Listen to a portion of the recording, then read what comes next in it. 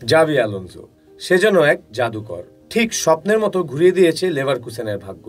গেল রবিবার ওয়ার্ডার ব্রেমেনকে ৫-০ গোলে হারিয়ে আরও ৫ ম্যাচ হাতে রেখেই অপরাজিত থেকে বুন্দেসলিগা শিরোপা জয় করে লেভারকুসেন।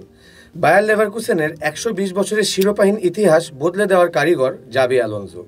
জাভি দায়িত্ব হাতে নেওয়ার পর থেকে এখন পর্যন্ত সকল কম্পিটিশন মিলিয়ে ৪৩ ম্যাচের একটিতেও হার দেখেনি দলটি। এই শিরোপা জয়ের মাধ্যমে বায়ার্ন মিউনিখের ১১ বছরের একচেটিয়া রাজত্বের অবসাদ ঘটায় লেভারকুসেন। কিন্তু এই ঐতিহাসিক জয় দিয়েও মন ভরেনি জাভি আলোনসোর।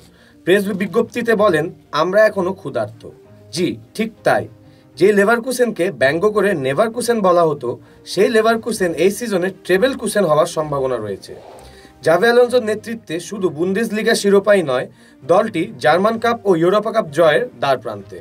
আগামী ১৯ এপ্রিল লেভারকুসেন ওয়েস্ট হ্যামের বিপক্ষে ইউরোপা কাপ কোয়ার্টার ফাইনালের দ্বিতীয় লেগ খেলবে, যেখানে তারা ২ গোলের ব্যবধানে এগিয়ে আছে। এবং মে মাসের ২৫ তারিখ অনুষ্ঠিত হবে জার্মান কাপের ফাইনাল।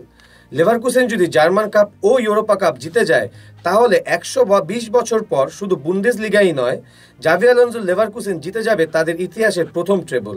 জি, এটি কোনো রূপকথা নয়, এটি সত্য। লেভারকুসেনের ঘুরে যাওয়ার গল্প, যে গল্পের রূপকার হলেন জাভি আলোনসো, যিনি শুধু খেলোয়াড়ই নন, কোচ হয়েও দেখিয়েছেন নিজের পারদর্শিতা। নিঃসন্দেহে লেভারকুসেনের ইতিহাসে স্বর্ণ অক্ষরে লেখা থাকবে এই কিংবদন্তি ম্যানেজারের নাম। শিহাবুদ্দিন চৌধুরী, স্পোর্টস 24/7।